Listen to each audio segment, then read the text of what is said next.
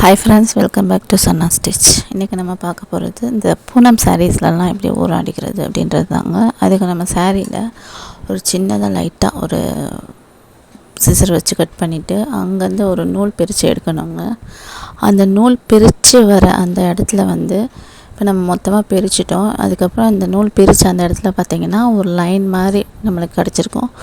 அந்த லைனுக்கு நேராக தான் நம்ம கட் பண்ணோம். உங்களுக்கு தெரியுதான்னு தெரியல, சின்னதாக ஒரு கோடு மாதிரி தெரியும் அந்த நூல் வந்த அந்த இடம் பாருங்கள்.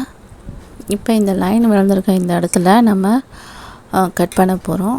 கட் பண்ணோன்னா நம்மளுக்கு ஈவனாக இருக்கும். இந்த மாதிரி பிசுறு தட்டாமல் கரெக்டாக இருக்கும். இப்போ நம்மளுக்கு சாரீ மடித்து தைக்கிறதுக்கு ஈஸியாக இருக்கும். இந்த பாருங்கள், நான் ஃபோக்கஸில் காட்டுறேன், உங்களுக்கு தெரியுதா? நான் கட் பண்ணிவிட்டு வந்த இடத்துல இந்த லைன் மாதிரி இருக்குது பாருங்கள். அவ்வளோதான், நம்ம கட் பண்ணி எடுத்தாச்சு.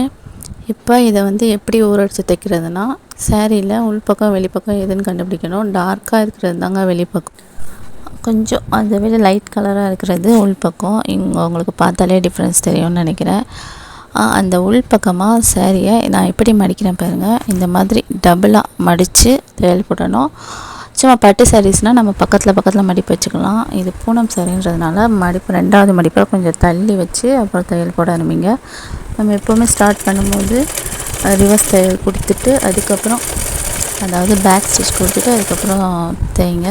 நம்ம சாரீ தைக்கும் போது ரொம்ப சாரியை பிடிச்சி இழுத்துட்டு தைக்காதீங்க. பூனம் சாரீஸ்லாம் அப்படியே ரொம்ப இழுத்துக்கிட்டு வந்துடும். நம்ம தைக்கிற தையல் கடைசி வரைக்கும் நம்மளுக்கு கரெக்டாக அந்த மடித்து வர்றது அந்த எண்டில் கரெக்டாக இருக்கணும், மேலே கீழே இல்லாமல். சாரியை லூஸாக விட்டு தைச்சிங்கன்னா தான் அது உங்களுக்கு கரெக்டாக வரும். பாருங்கள், எனக்கு எப்படி கரெக்டாக பர்ஃபெக்டாக வந்திருக்குன்னு. இதே போல் நீங்கள் தைங்க. அந்த மாதிரி சாரீ ஸ்டார்ட் பண்ணும் போதும், எந்த தையல் ஸ்டார்ட் பண்ணும் போதும் சரி, முடிக்கும் போதும் சரி, ரிவர்ஸ் ஸ்டிச் போட்டுட்டு ஸ்டார்ட் பண்ணுங்கள், போட்டு முடிங்க. இப்போ பாருங்கள், பர்ஃபெக்டாக தையல் வந்திருக்கு. இந்த வீடியோ உங்களுக்கு பிடிச்சிருந்தா சன்னா ஸ்டிச் சேனலை லைக், ஷேர் அண்ட் சப்ஸ்கிரைப் பண்ணுங்கள்.